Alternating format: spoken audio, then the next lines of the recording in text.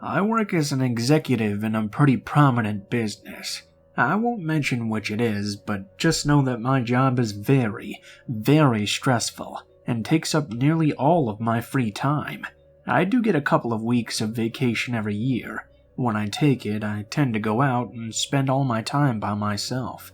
It's exactly what I need in order to recharge my batteries and get myself back in the frame of mind for work. Nowadays, I mostly take my vacations in urban areas, but it used to be that wasn't always the case. In fact, I used to take my vacations up in the hills. I would rent a nice cabin right in the middle of nowhere and just spend all my time alone. After 2 weeks or so of this, I was ready to go back to work with enough energy to last for a whole nother year. I'll tell you why I don't do this anymore.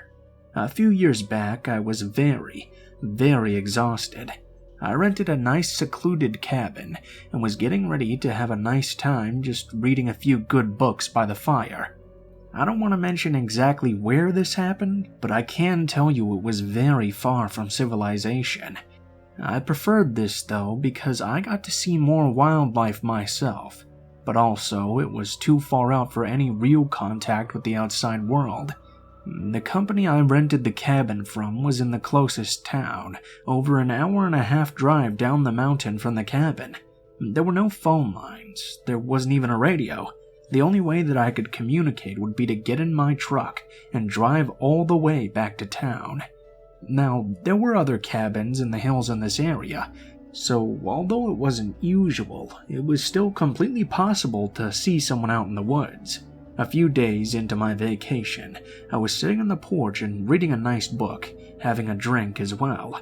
This was around mid-morning or noon. I heard a noise off in the distance.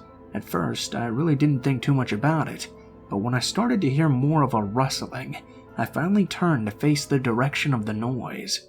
I noticed suddenly that there was a person out amongst the trees. He wasn't really doing anything out of the ordinary, so I just assumed he was a hiker.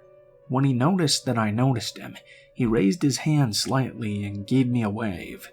I gave a friendly wave back. He was the first person I had seen in a few days, and I have to admit, it was nice not to think that I was the only person in the world. He walked off, and I went right back to reading my book. I wasn't really paying attention to the time passing.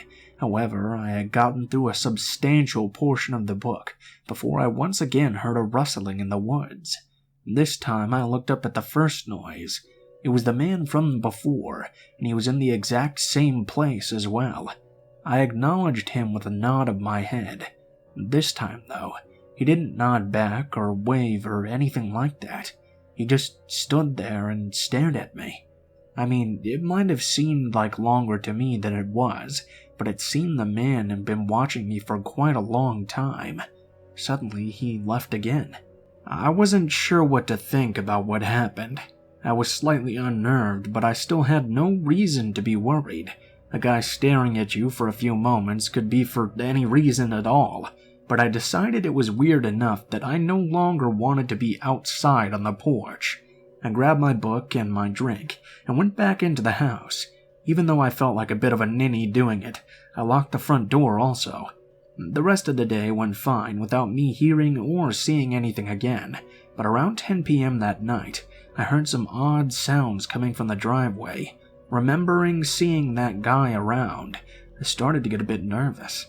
I went and took my flashlight and went onto the porch. I shined the light around, trying to see if the guy had come back once again. I walked around to the side of the cabin and the back, looking all around. I saw some movement among some bushes, and even though I had no reason to believe that it would have been him, I did get a bit apprehensive.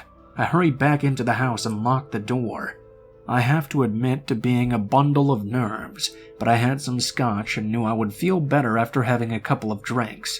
Well, I did a bit more than that, I guess. In fact, I got so tipsy that I stumbled into my room and passed out. I got up a couple of hours later and got up to pee. I walked through the living room into the bathroom, not turning on any of the lights. I peed and went back to bed.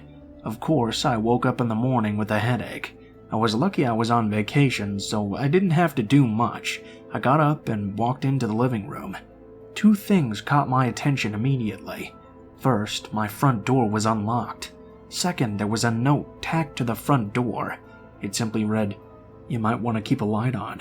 You walked right by me for your little piss break." Needless to mention, I left the cabin that day and have never gone back to the hills this all took place in.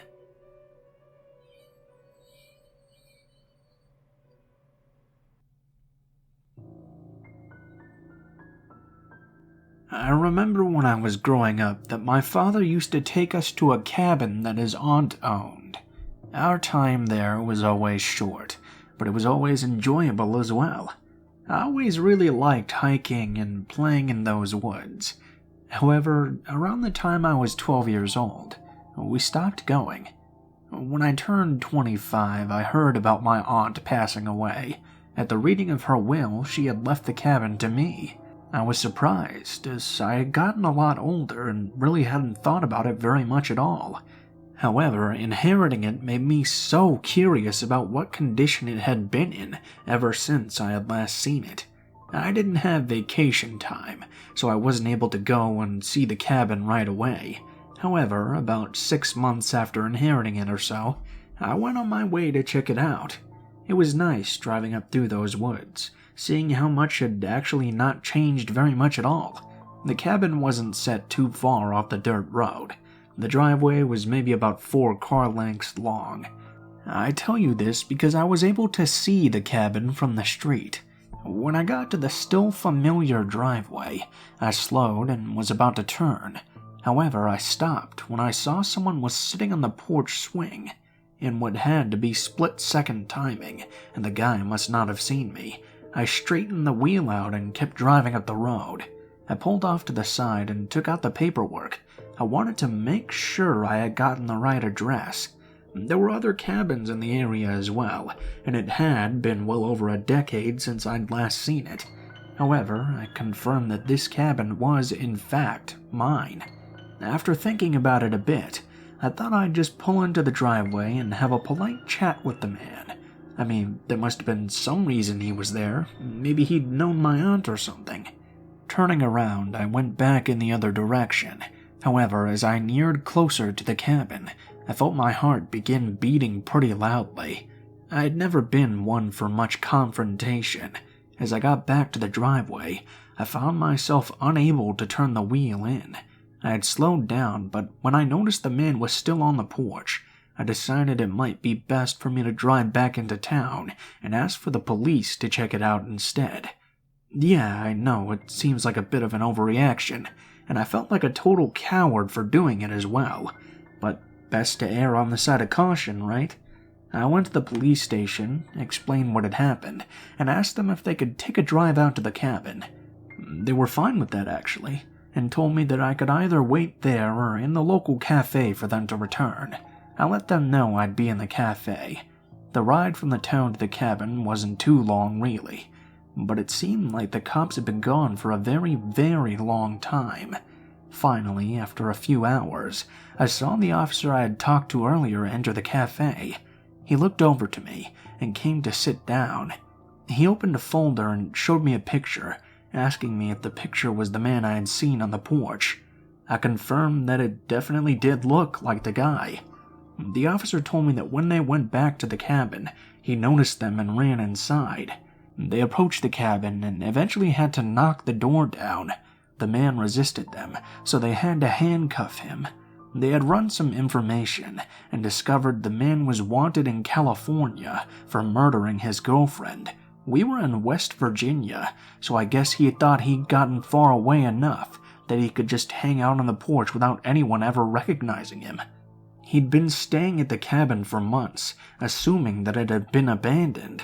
When he saw the cop car coming, he figured the police had finally found him. He had no idea they didn't know who he was. I don't know if the man would have done anything to me had I actually driven up there. However, the guy was a convicted murderer, so there's no way of telling. I always thank God that I was too nervous to drive up there, though.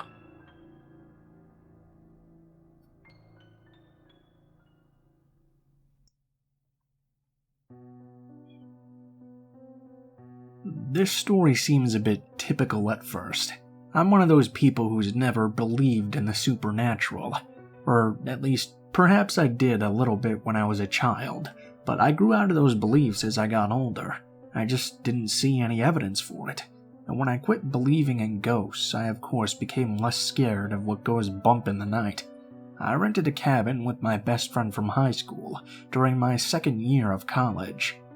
We went to different colleges, but we made sure that we would come back together and spend time with each other in the summer. The first year, everything went fine. We went on a road trip. However, the second summer I was a bit too tired to do that. Finals had really killed me, and I just wanted to find a place to relax. Jack's idea was to rent a cabin out in the woods and maybe do some local fishing together. We came to the cabin, sight unseen. Neither of us were disappointed, though. The place was actually quite beautiful, and we had a really good first day and first night there as well. The second morning, however, I got up and went into the kitchen. I had bought myself several microwave sandwiches for breakfast. Someone had obviously opened the box up and taken one of them out. I didn't really care. Jack was my best friend, so it didn't bother me if he wanted to share my food. However, later in the day when I asked him how it was, he indicated that he hadn't taken it. I figured at first that he either did and had forgotten about it, or that he just didn't want to tell me. That's minor, right? Well, the second night I woke up because I heard Jack moving around in the living room. He normally slept like a rock and had a bladder as secure as Fort Knox, so I was a bit surprised. I tried calling out to him and asked him if anything was wrong, but I never got an answer. The following day, another one of my sandwiches was missing, and I figured this had to be a joke from Jack, who insisted he didn't take one of the sandwiches and that he hadn't been up in the middle of the night either. I really thought Jack was just trying to mess with me. That was until that night. I was sleeping when I suddenly heard a creaking sound which woke me up. I immediately looked over to my bedroom door and saw that it was tilting slightly open. Someone behind the door was partially visible and slammed it. I got up and sprinted into the living room, expecting to catch Jack after peeking in the room at me.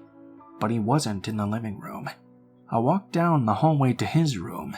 His door was slightly open as well. Looking in, I noticed he was deep asleep. I checked around the cabin and found that all the windows and doors were secured, so nobody could have gotten in there. I had to go back to bed, having discovered nothing at all. It was tough getting back to sleep that night, though. In the morning, I discussed it with Jack, who insisted he had not gotten up during the night, and if he would have, he definitely wouldn't have been peeking in on me.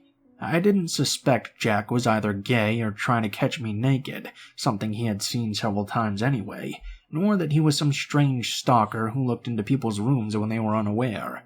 So he brought up the idea that maybe the cabin was haunted. I laughed that off, of course, not believing in such things. But I guess for the first time in my life, I began to think about it. And by the time I went to bed, I had really worked myself up into a sort of mood where I was worried I couldn't get any sleep. After tossing and turning for about an hour or so, I decided to get up and get myself a snack. Sometimes a hot meal did a lot to help me sleep. Groggily, I walked over to my bedroom and opened it. Immediately, right across the room, I could see something moving. It stopped when I opened the door and quickly disappeared. I heard a slamming noise. I ran over to the light, flipped it on, and noticed something that I hadn't noticed ever before. There was a cellar door in the living room area. I put two and two together quickly. I ran, took the couch, and pushed it over the cellar door before running into Jack's room and telling him what I had seen. Someone was in the cellar of the cabin and had been coming out at night. I told him about the couch. Jack was a really big, muscular guy, and he immediately went and sat down on the couch while I called the police. This was a vacation cabin, but thankfully it wasn't too far out of town. The police were there within half an hour. They brought the person out from the cellar, only to reveal it was a very skinny and sickly-looking woman. She had been living in the cellar for a long time, stealing food from anyone who rented it. It turned out she was a schizophrenic woman who had been in and out of psychiatric wards. She was returned to one right after. I doubt she would have been able to harm us even if she had wanted to. She was just trying to survive. But it was scary, thinking that while we slept, she had been walking around the cabin, watching us and eating our food.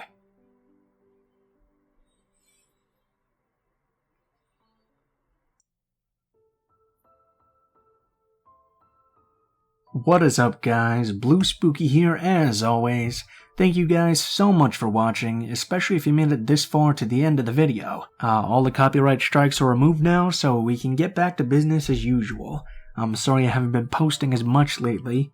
I've just been really distracted with Monster Hunter Rise, I'll say. But I will get back to posting normally as soon as possible. Thanks to my friend KillerOrangeCat for letting me use the stories from his subreddit in this video. He's been helping me a lot by letting me use some of his stories lately, so be sure to check him out. I'll leave a link to his stuff in the description, and he does really good scary stories as well. They're all really unique, and most of them are original because he gets them himself personally through doing interviews and stuff, so if you guys would like to send in a story or you have a story you'd like me to read, links to all of my social media will be in the description below, including links to my Gmail, Facebook, and Twitter accounts. If you do decide to send in a story, please be sure to include in the tagline what the name of the story is, the type of story it is, if it has one, and how you would like to be credited in the description of the video the story appears in. If you're curious about the art used in this video, I have links to my artist friend in the description below. He makes really good stuff and he does commissions, so be sure to check him out if you like his stuff. And as always, links to the music used in the video will also be in the description in the order which it appears in. Thank you guys so much for watching, not too many updates this time, and I hope you guys have a great day.